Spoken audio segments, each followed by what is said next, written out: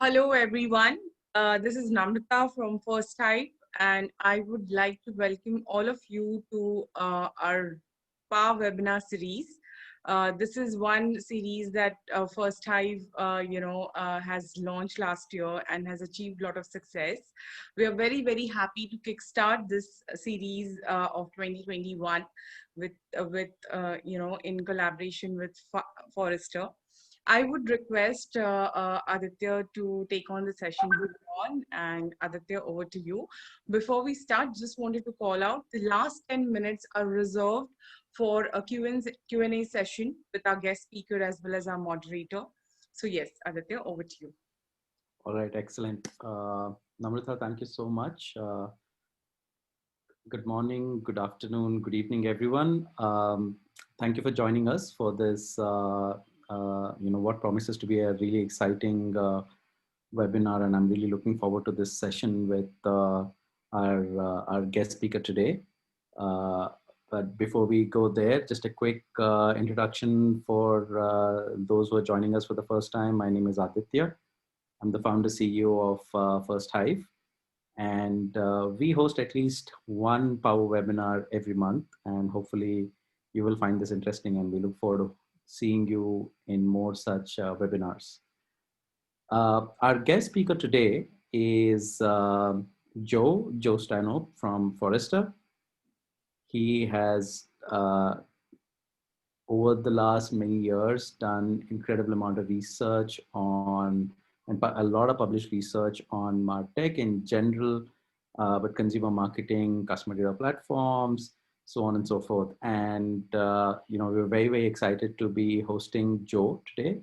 Joe, welcome to the Power webinar, the first one in 2021, and we're very excited to be kicking it off with you. Wonderful. Thank you so very much for inviting me to be here. Sure, absolutely. The topic for today is delivering movements-based marketing. There's obviously been a lot of content published around how we are seeing marketing evolve. 2020 in many ways has been an accelerator in adoption and nudging folks towards more adoption of digital tools. And I think enterprises have also seen this churn in the way business gets done and how there's been a flight of customer interaction from the offline world to the online world, given just the general environment. There was an interesting anecdote that I want to share before I hand it over to Joe, and before I lay out how we'll run this session today. Very, very interesting, Peter, and I'm sorry I'm not able to attribute it because I don't remember who wrote it. But we often in marketing say that consumer attention spans are coming down. There's a lot of clutter, and therefore the need for making it contextual is because the attention spans are going down. But there was a really interesting take that I read, which said actually consumer attention spans are not going down because the same consumers today on the digital world are able to hook into let's say a Netflix or a Prime and finish up an entire series of their favorite shows overnight, right? So it's not that they're unable to engage, or it's not that they're not willing to give that kind of time, but the person who tweeted this said that essentially the consumers today are a lot more discerning about what they don't want to engage with, and therefore that decision, people are getting to that decision of whether or not to engage faster and as soon as they present with that content, and therefore the decision to engage with the brand or not to engage with the brand is taken in that split second. And that is really where I see a lot of this movement-based marketing coming in, because within each one of those different interactions, how does a brand really become relevant and stay relevant so that you can hook into that attention span or hook into that interest of the consumer? But we have Joe who's published research on this.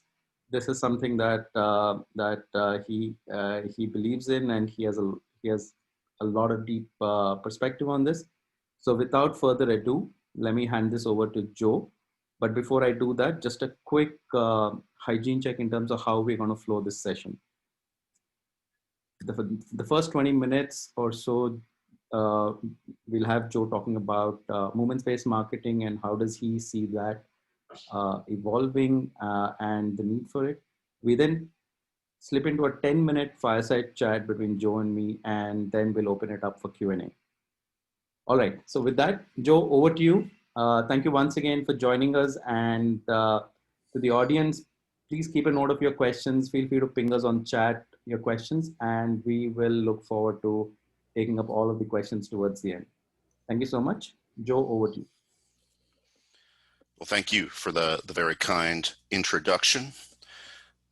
You should be seeing my content here, so we can dig into this topic. This is a great way to start the new year, a great way to start off and power through the dark winter of January, talking about moments-based marketing. So I appreciate the opportunity to be here. I want to thank the First Hive team for making all of this possible. They put a lot of work into running a really great webinar here, so that's awesome and incredible.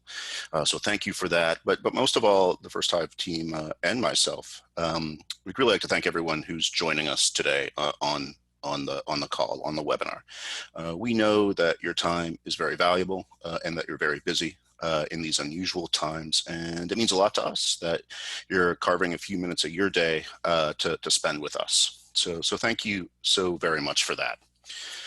Today, I want to talk about engaging with consumers in their moments, as Aditya told us, and the steps that you can take to enable moments-based marketing in your own organization. Now, certainly, we live in unprecedented times. But the way I've been thinking about it the last few months is that marketers are no stranger to disruption. If you think about what marketers have been working through and dealing with and evolving through over the last several years, I mean, marketers are pretty used to dealing with ongoing, constant, multiple stages of disruption in our landscape in the marketplace. Now, certainly the last year has been trying and has had real effects on all of us. There's no need to minimize that, but marketers for anyone inside organizations are certainly, I think, the best equipped, perhaps of all of us, to take this as an opportunity to evolve and to engage with customers better than ever before and give your organization's customers what they really need from you right now. And to me, the overarching and ongoing trend that drives everything else is this trend where consumers are very connected and empowered. And you can think about this from your own perspective and the way you deal with brands in your personal life. I would imagine that most of us share the same kind of ideas, but we've become very information savvy as consumers. We have access to a lot of information. We do a lot of our research. We talk to one another. And so by the time we're interacting with a brand, we already have a lot of information at our fingertips. We have self-efficacy, by which I mean we advocate for ourselves, right? We know what we want. We want certain kinds of experiences. We expect those. And you know what? When we don't get them, we go out of our way and we try to find those experiences from one brand or another that we might want. Consumers have also become increasingly willing to experiment and adopt new ways of interacting. If you think about the new prevalence of D2C type brands, the way products are sold more as services sometimes, the way we're paying for products now, we've become much more comfortable with experimenting with not only new brands, but new ways of consuming products. We use more devices to interact than ever before, and we expect the walls of digital and physical interactions to come down. We expect seamless experiences anywhere, anytime, any way that we engage with a brand. So this is a tremendous change in the way brands need to interact with their customers, just given that level of information and empowerment and expectation that consumers have. Beyond that, what we see happening is that experiences themselves are changing.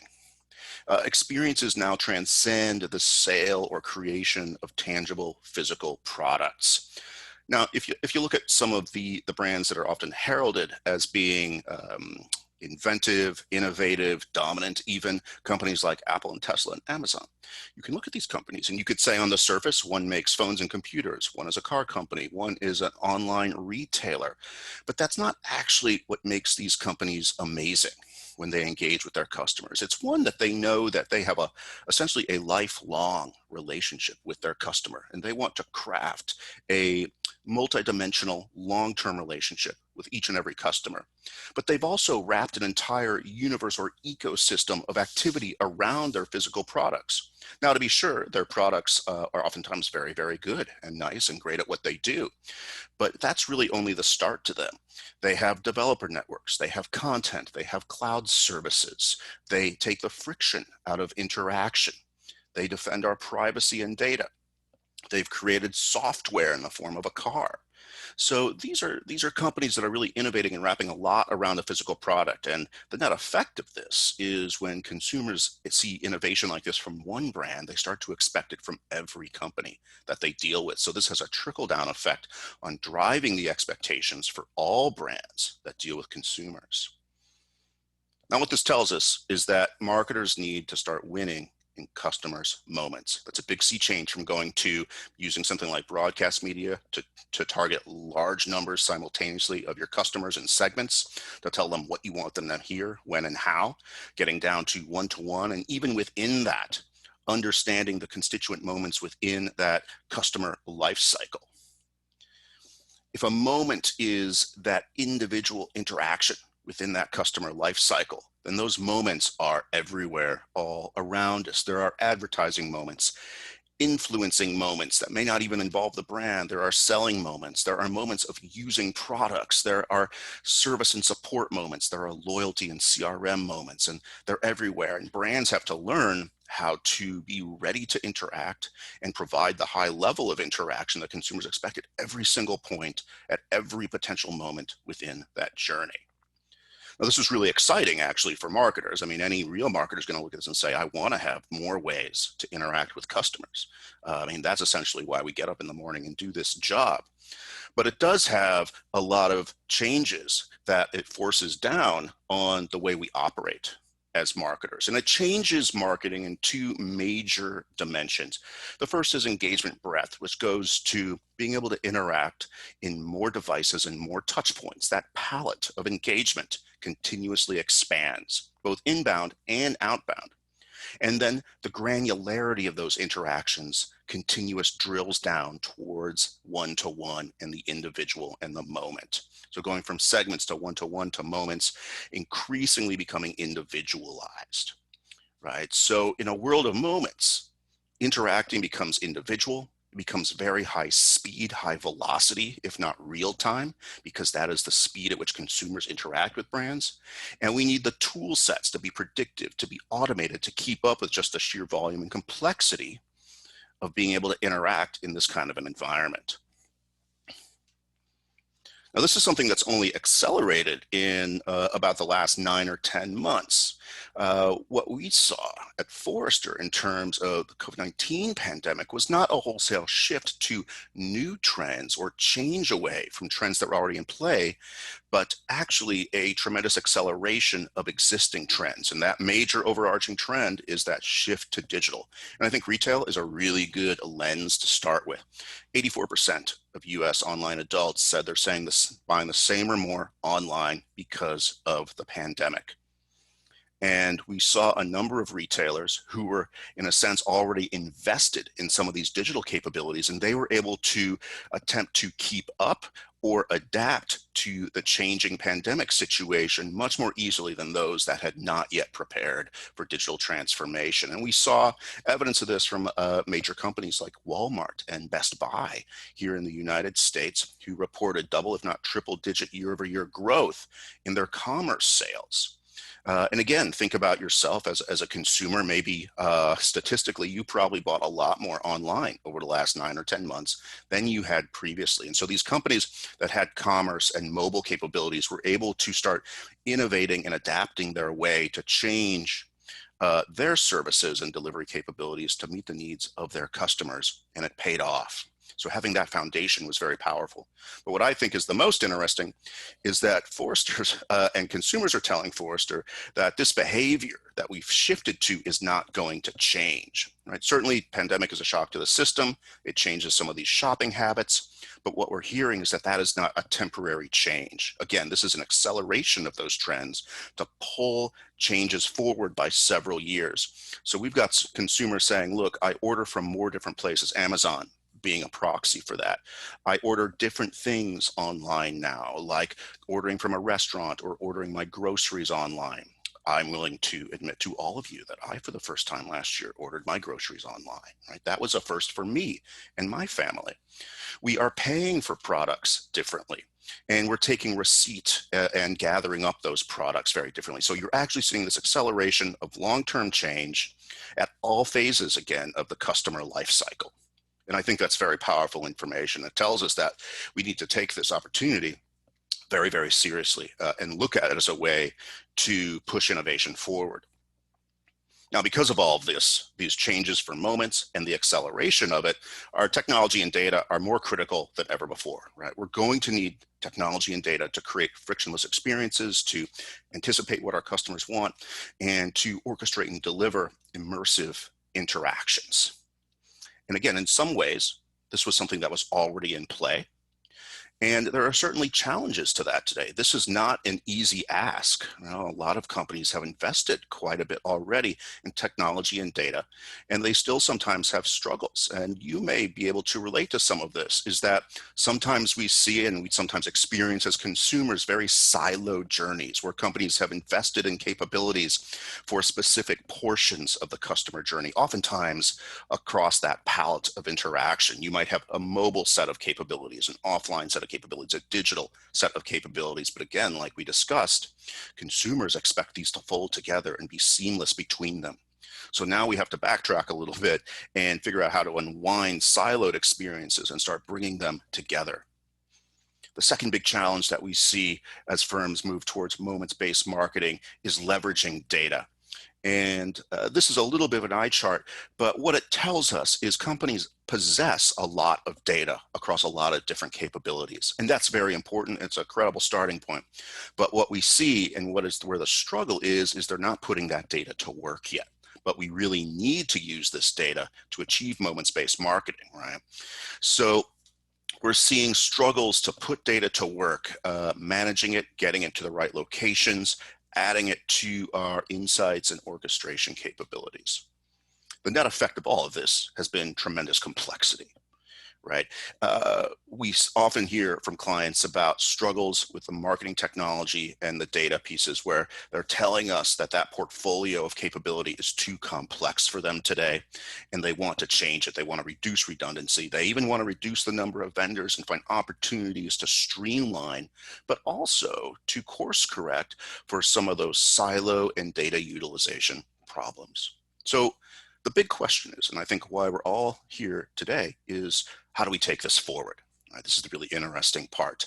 Well, I have three ideas for things that we can be thinking about in our organizations, and we can take the tools and the capabilities that we have today to build a different kind of foundation for moments-based marketing. And that requires slightly changing our mindset about how we think about what are oftentimes commoditized data and technology capabilities, rethink those a little bit and really use them as a tool to succeed in this current pandemic environment, but also use it to set yourself up for coming out of the pandemic era and the financial recovery that will come, because we will come out of this eventually, and be able to accelerate out of these changes very quickly, and more importantly, more quickly than your competitors.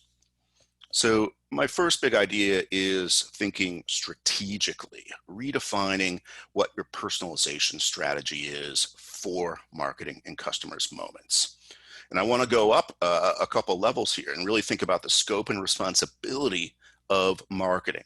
If you believe that marketing is the representative of customers within your organization, this concept is for you. Marketing has a job to do three things: to be human, helpful, and handy. And you have to build communications that deliver authenticity and actually solve problems in your customers' lives. Now, this is different than business as usual for a lot of firms, where it's really about the next promotion. We have to think about treating customers the way we want to be treated, solving their problems, and being very flexible to change what are certainly changing market conditions. So think about what the role of marketing is, and then how you can solve problems for your customers. And this is about creating value. So during these changes, your customers' needs have probably changed, right? And we need to be sensitive to that. That's a part of being handy. But we need to think about, well, how do we create value in this environment? And there are actually 4 key specific dimensions of creating value for customers: the economic, the functional, the experiential, and the symbolic. And marketing is in a perfect position to improve and promote these values and to identify which values and how to tune them to deliver what your customers actually want right now and what they're going to need in the future. The way to really get to this is to actually map out your customers' journeys and what they're trying to accomplish. And there are a number of quantitative and qualitative capabilities to help you identify what customers want to accomplish, the value they seek while doing so, and which trade-offs they're willing to make to get what they want. And that shows you how to create value and then how to personalize. And then your personalization strategy derives from this, whereas we go towards moments-based marketing, you're really drilling into a more individualized rather than segment-based personalization strategy using this depth of data and understanding of the customer journey. So really becoming individualized personalization strategy where you have segments ideally of 1. And this is where that automation and predictive and data capability comes in, because it requires a scalable data and technology backbone.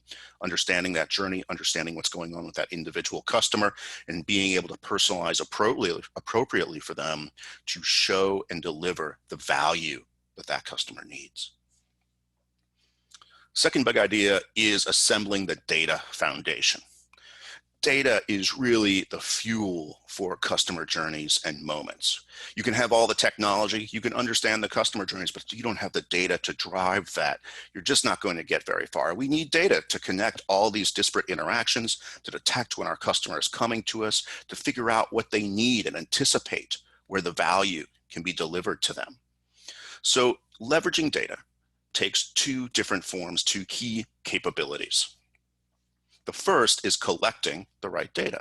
And we've seen that companies do possess a lot of data, but now we have to think about where do we find that data within the enterprise or across our third parties or technology systems and ingest them together. We want to have access to robust customer data. And this is an area where a lot of marketers get very, very excited, because never before have we really had access to such a deep view, broad and deep view of what a customer is potentially doing across so many different dimensions. And so this is really exciting. It's really about getting access to this vast amount of data. The second key area and capability is being able to connect that data together so you know it represents the same customer. And so having the identity and connectivity data and capabilities to link all of these data sources and pieces of data together to build and construct a robust customer profile from which to execute that personalization strategy. So understanding who that person is, how they relate to a household and a variety of devices, what their behaviors and context are, that all depends on this ability to do identity and connectivity of disparate data pieces. Now, third is we do have a place for technology in moments-based marketing, and we use technology to leverage that data to enable that strategy and help us really accelerate through that. Now, marketing technology, as we've seen and as you perhaps have experienced on your own, is very complicated, and that has happened organically over time. In some ways, it's nobody's fault because, again, the market has been changing so much for so many years. Marketers have been adding so many tools, different kinds of data. This has engendered organically a huge amount of complexity. And so sometimes you'll see charts or graphics that show hundreds, if not thousands, of little tiny vendors on a single page or something like that. And that's really complicated. It's hard to look at one of those charts and figure out, what do I need to do? I actually recommend that you go up to a very high level and break down this complexity in a very straightforward way. At the end of the day, you can break all of marketing technology down into 2 categories. Yes, it's true. You can break marketing technology down into systems of insight and systems of engagement. A system of insight is a system that helps collect, manage, utilize data, provides analytics and insights about customers. Systems of engagement are just that. They help us actually touch or engage with a customer, orchestrating and delivering those experiences.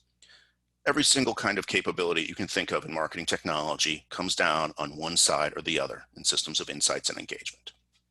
I find this to be a very useful structure for breaking down some of that overwhelming complexity that you see in this landscape. Now, keep in mind, this is a starting point, and of course, the real world is more sophisticated and complicated. Absolutely. And so for that, I recommend taking a structured approach and using a type of framework like I do at Forrester to think about your total marketing technology stack. Now, the marketing technology stack is slightly different for every company, and rightfully so, because you might be in different geographies, different industries, different goals as a company, different kinds of customers, different existing investments in technology. So there is no single answer to constructing the marketing technology stack. But we can provide a framework that works across a lot of different kinds of users and companies to have a smart conversation about what needs to be built and what areas need to be filled in.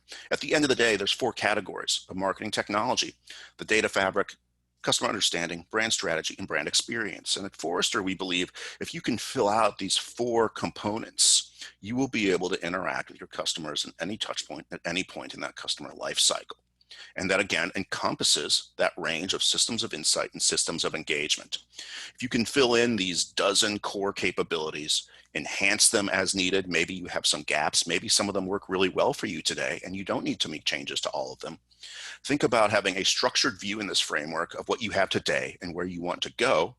And this helps you start thinking about what the right investments are going to be to fill in a complete stack to meet your personalization strategy.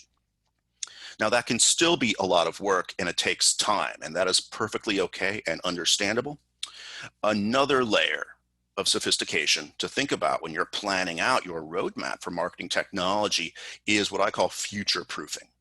What we don't want to be in a situation of is when you have to be replacing tools often or maybe replatforming. It's a dreaded term and that brings a lot of cost and risk and change that is undesirable. We want to put tools in place now that will last us for a long time and will also, we know, be able to cope with ongoing changes and evolution in our market because we know things are going to continue to change.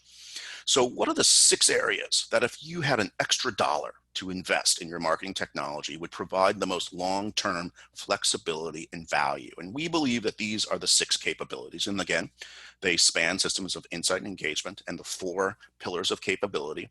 But I think that connectivity and data management to have quality data that fuels the engine. I think optimization so that you can continuously test and learn what's working. Having content and analytics across the entire journey, not just one channel, not just one campaign, but really understanding, mapping out, understanding, analyzing that customer journey, and consolidating the orchestration of experiences into a single logic set to the degree that you're able to engineer that. Now, we believe that this has a lot of potential. And it kind of rolls up to this idea of being customer obsessed, being a great modern marketer with the 3 H's, providing value through a great personalization strategy. And our data at Forrester shows that being customer obsessed and investing in elements to execute on that, like personalization strategy, data, and technology, pays off. Customers who believe that a business solved their problems quickly are 7 times more likely to stay with the business, 8 times more likely to spend more with the business, and 8 times more likely to recommend the business to others. That sounds like a pretty good outcome to me, and it should be able to deliver on pretty much any KPI or objective that has been set out for your marketing team and your company. So as we think about how to maybe take this back into your own organization, we've got 3 quick recommendations because operationalizing Moments has a lot of moving parts, but if you take a structured approach, develop a plan and incorporate all the strategy and technical elements, you're going to be in very good shape to make the most of the opportunity that we're in today, not just during the span of maybe these pandemic times, but also accelerate out of it as we recover in the future. So starting with 1, use the journey, the customer journey to identify opportunities. Pinpoint those critical moments, those that occur at a customer transition point or are associated with a particularly high or low emotional response. to prioritize where personalization can have the biggest impact. It's probably going to start with your best and most loyal customers, because that's where you have the most information and the permission to collect more if they're already enrolled in your programs. 2, be ready to test and learn, and then test and learn some more. Just as consumers are always changing, so too must your personalization strategy. It's going to evolve as market conditions, their customers, your priorities, and your maturity in personalization develop over time. So again, when we talked about future-proofing, develop the test and measurement plans to continuously evaluate and improve your programs. And also, you want to be able to show that it works. And then finally, cultivate data and tech capabilities in lockstep. And what we mean by this is that executing on personalization in moments is going to depend more on data than anything else, but the plan, the data, the tech need to operate at the same level because they're so interrelated. If you made a lot of technology investments without the data investments, those technology investments would not be as effective than if the technology and data kept pace with one another, as an example. So make sure you're making incremental, consistent investments and improvements across the board in your strategy in data and tech. And with that, again, we appreciate your time. I hope you found this to be thought-provoking. And now we're going to have a little chat and do some Q&A for the rest of our session today. So thank you very much. Excellent. Joe, that was fantastic. A lot of very, very interesting insights. And I'd say my favorite slide is the one where you said, 8x growth, 7x growth on key parameters that matter to business. I think eventually that's what it really comes down to, which is, are we able to create tangible, meaningful impact, both for the enterprise as well as the consumer, in the engagements that the two entities have. Yeah, those numbers usually get people's attention, as they should. It's a great representation, I think, of what the potential of this is, and why it makes sense to be thinking long term about this, and to go the effort to do it, because this isn't always easy, and marketers have a lot going on already without having to do all of this. So you want to make it very clear that this is worthwhile. And is meaningful to the business. I think it's important to that's a very valuable slide, because there's a lot of research that 40-50% of your technology investments don't really perform the way you expect them to, because most often they're not able to deliver that tangible, attributable impact, and they don't start off saying that is the objective, and therefore I think that's a really, really valuable slide.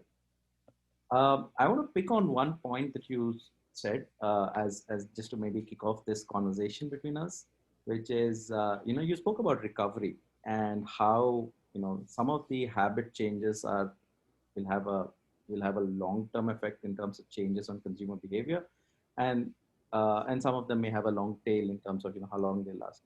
How do you see this whole approach that we've spoken about in helping enterprises in their recovery? I mean, if you look at retail or financial services, how do you see that? How do you see all of this playing a role in the recovery of these industries back to, let's say, whatever is the new normal? Yeah, well, I think you're right. As I talked about, and as you're backing up, the pandemic accelerates this ongoing shift to digital, pulls everything forward a couple of years. And so from a brand perspective, the way I've thought about it is that what it really highlighted to me was the need for agility, because nobody was completely prepared for what we experienced in 2020. Now, maybe some companies did a little better than others, or had a little bit of a head start, or some elements like that. But firms that had built a foundation, right, for commerce and analytics, measurement, mobile engagement, data competency, were much more prepared to adapt to these rapidly changing conditions. To me, that's the biggest learning. It's not just a story about e-commerce or maybe a measurement strategy. Those firms were in a position to not only quickly shift budgets across the marketing mix to go where they needed to be and invest in the right places, or dial down where they could without impacting performance, but also to innovate by understanding what customers need, think about the value they can provide right now, and deliver and create new experiences. And so firms that that lacked those capabilities and resources were kind of behind their competitors from day one. And ultimately, the impact is they're going to have a harder time bouncing back when the economy and the world recovers. Because again, we will recover. So I think this highlighted this need for firms to future-proof their capabilities. Clearly, data access, especially first-party data, orchestrating experiences and measurement are the top of that list, and firms need to prioritize the capabilities that support that so they can be successful today and also be ready for any situation. It also, I think the first industries we'll see that really succeed here are going to be the companies that I would say, or the industries I would say, that are very data rich. Financial services, retail, and e-commerce in particular. And then you'll see other industries such as CPG following along as they really adapt their first-party data strategies.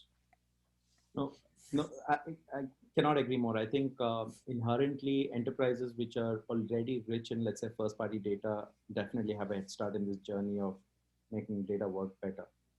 Now, Yeah. there was also a really interesting point, where you had showcased how, say, 66% of the marketers already said that, look, I think I already have too many tools and I need consolidation. 40% said, look, I need better control, and so on and so forth, right?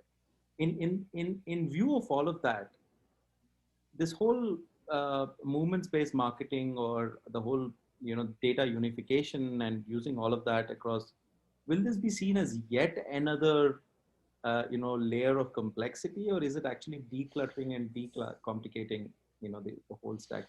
How do you see, because there's an inherent conflict there where we are saying, look, you are already, you have a complex stack, but here's one more thing. And then, so how do you see that being looked at? Well, I think that's a very shrewd observation, that there isn't really an easy solution to this, and right, and a lot of that is because companies already have quite a bit of capability in motion. Nobody is really starting from scratch, right? Because there's always an answer around, oh, well, if I was doing this completely to start from ground zero, what would we build in a perfect world? But very few companies are starting there. Most companies have invested in technology and data and people and suppliers. And so they have to adapt an existing capability of resources and technology to this new world, which creates both constraints and opportunities, I think. So I think it does create some complexity in the short term, because you have to figure out how to make changes and enhancements to capabilities while the marketing machine is already running, right? So you're going to have some overlap, some parallel work, some transition time. And that's why I really like showing some of those benefit data points to show that despite some of the perhaps short-term discomfort, there is a long-term gain at the end of the rainbow on these capabilities. Now, I think part of future-proofing should be thinking about how to streamline and consolidate capabilities. And that's what it ultimately calls for, the consolidation of data, right, to fewer locations, fewer data management capabilities, the consolidation and streamlining of orchestration, right, to one set of logic and journey workflows.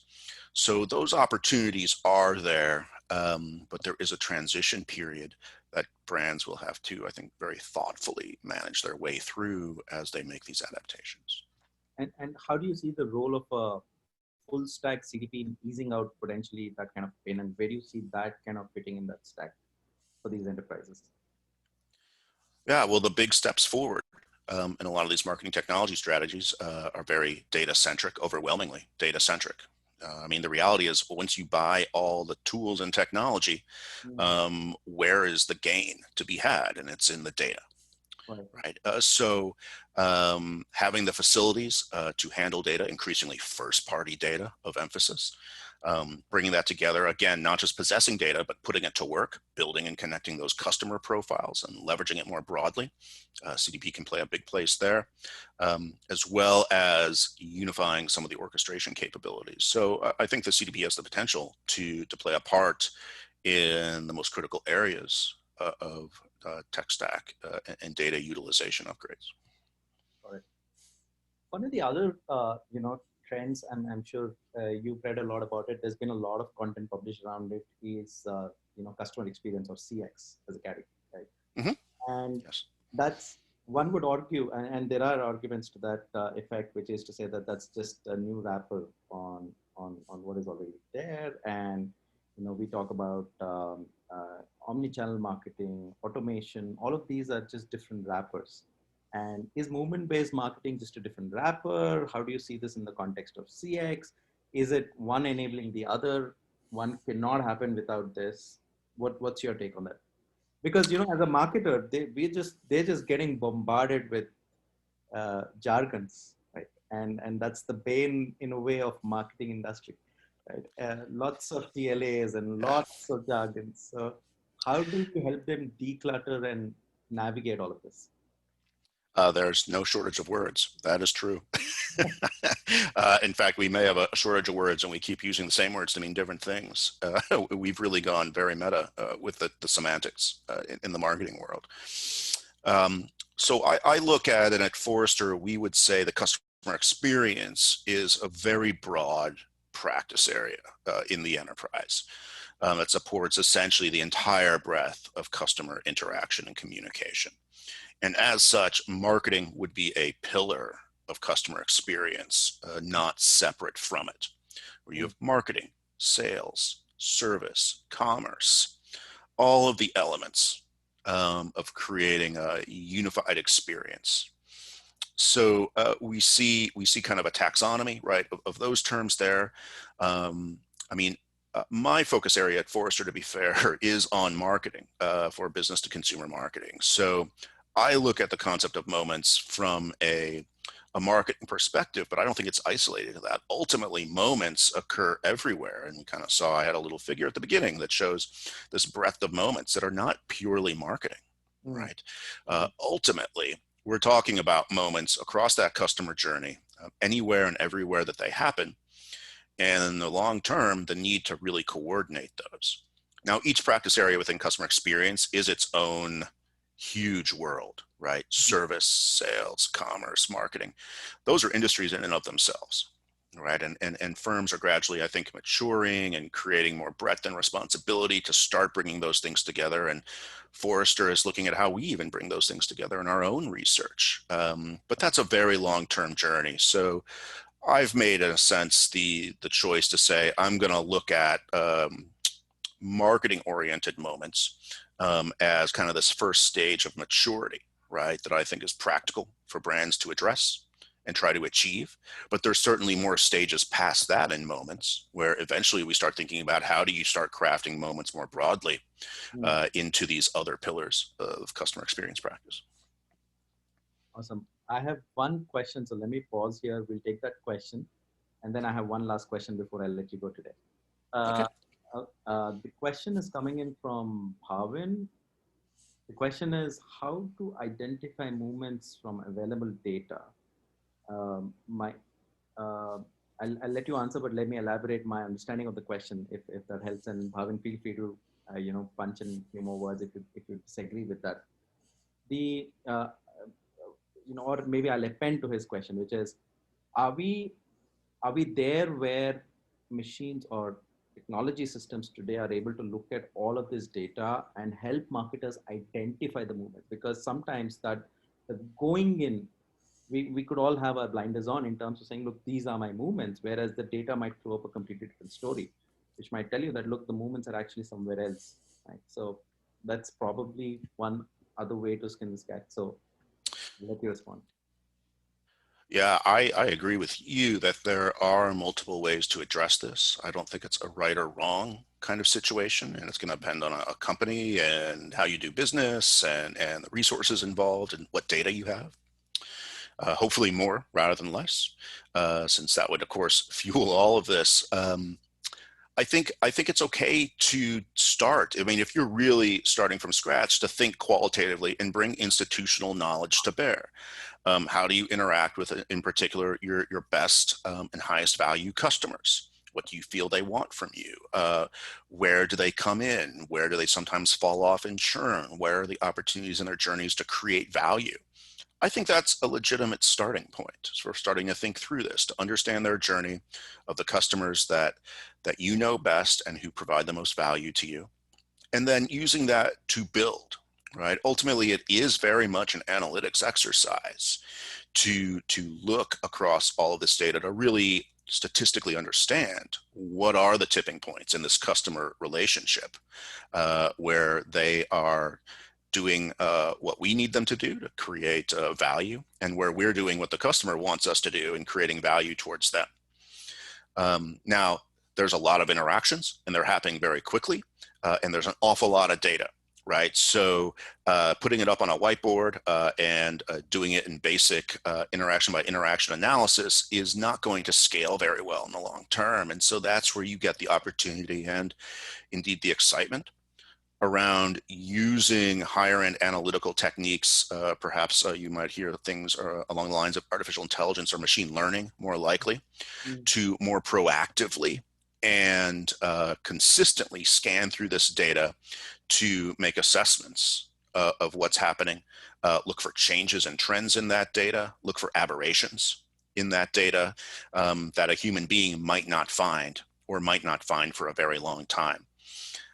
I find that it's very useful just for looking through and validating, right, our institutional knowledge to start, but then using it to look for, say, to discover new segments, right? Maybe a segment that has never been active before is all of a sudden doing more with you for some unexplained reason, and it's worth learning why and figuring out how to engage with those people. Maybe there's been a sudden drop off, or maybe you find that we did a certain kind of interaction campaign and it had an unintended consequence of some kind, right? These machine learning and deep analytical techniques are the way we really monitor and do discovery in the long term based on all of this data. Bhavin, hopefully that answers your question. I think this single question in itself probably deserves a webinar. There's a lot. It might. That's fair. Yeah. All right. So one last question from my side. I think we're knocking on our time. So now, if you look at the one big question when it comes to marketing that all large enterprises are learning more as we go ahead is privacy, right? And there's a lot of evolution that's happening in that world, which is third-party cookie deprecation, regulations from various platforms and devices in terms of what can be collected, operating systems changing, opt-in versus opt-out. There's a lot happening in there. Now, in that context, when you talk about movement-based marketing, you're essentially saying cross-device, household, consumer, individual, context within the movement, and so on and so forth. Is all of this possible with just first-party data? And how does this interplay with second and third party potentially work as you look in the context of privacy? Well, there's no denying that the change to some of the structural elements of our business, such as third-party cookies at the browser level, something like that changing, has an enormous impact on many different areas of current marketing practice. 100% agree with that. That is very real, and a lot of firms are spending a lot of time thinking about what it means for them. And that's still a little bit of a work in progress as we see how that's going to play out. But I think it's worth saying that this is a change that's been coming for a long time. It's not a total surprise. And the loss of third-party cookies at the browser level does have significant implications, but it's certainly not the end of marketing. It will be certainly exceptionally impactful to digital advertising, where you have an entire ecosystem that was initially built primarily on the basis of third-party cookies. And we're also seeing it go broader. Apple's changes to IDFA, right, are a good example. And this sort of rolls up to this broader concept of what we call at Forrester data deprecation, right, which is this sort of broad notion of all the market impacts across regulation and privacy, consumer needs, technology providers, changing the way that we access and collect and leverage data. Now, technically speaking, I think cookie deprecation isn't extremely impactful to CDPs, not compared to advertising technology systems, of course, because the CDP category, fortunately, is already heavily focused already on first-party data. I mean, you kind of skipped go and went straight to the first-party data. So the focus on first party data and customer engagement, right, for that known customer really puts you in the middle of this in a convenient way, I think, as a solution. What it really does is it pivots the world of marketing toward first party data mindset. And that favors the work that many CDPs already do, right? It doesn't mean that all third-party cookies are going away or there won't be digital advertising and other things like that, but certainly data deprecation does affect everybody. But if you had to be in a technical environment, right, that was structured in such a way as to adapt to this changing environment, a CDP is a pretty good place to be. And that's really good news for that category of provider. So marketing needs alternatives to the data that's going away. So they're going to prioritize first party data like never before. And we're already seeing that with a lot of clients. And that unquestionably becomes the lingua franca of marketing. So logically speaking, the tool sets that support the collection, storage, and use of first party data are going to come into high demand, right? But also, I would also just like to say and make a thoughtful pitch around, it's not just about losing third-party cookies. Data deprecation also rolls into the idea of how regulation and privacy requirements are changing and what firms' responsibilities are to regulators and their customers there. And so the entire environment will have to evolve, but this is where, again, companies that future-proofed are already in a leading position, right? Because they are closer to being able to innovate faster by having a system set that prioritizes first party data. So when we talk about, say, me talking about something like future proofing seems very conceptual initially, but this is sort of the living embodiment of that, what's happening right now, right? Firms that have first party data infrastructure now are pretty well equipped, at least as well as anybody else in this changing environment to handle data deprecation. No, I completely agree. In fact, I love the phrase data deprecation because most often than not, enterprises, or some of marketers, we tend to forget that it's not just in terms of access deprecation, but even relevance deprecation. And that is where I think the movement of, the movement-based marketing really hits the nail on its head. Because what you're really saying is, look, the context is so dynamic. You've got to be able to get the right context of that movement, and that's when you can be relevant. And data deprecation comes in that context as well. Yeah. So yeah, I agree. that was great. Joe, this was a fantastic session. I am walking away with a couple of really, really valuable insights for myself. And I'm sure folks who attended the call, the webinar as well, have some very powerful takeaways. Thank you so much once again for joining us in the First Type Power Webinar series. And thank you, everyone. Do stay tuned. We will keep you updated on the next webinar that we're going to be pushing through in the next 3 to 4 weeks. You can always write to us at marketing at First Hype. In fact, starting this week, we've already reached out and we are trying to crowdsource and poll and ask for a poll on our next topic. So feel free to write to us if you think we should cover any subject in our next Power series. Till then, stay safe and have a fantastic year. Joe, thank you once again, and look forward to connecting again. Cheers. Namrata, thank you very much for the host. Yes, thank you so much, Aditya. Thank you so much, Joe.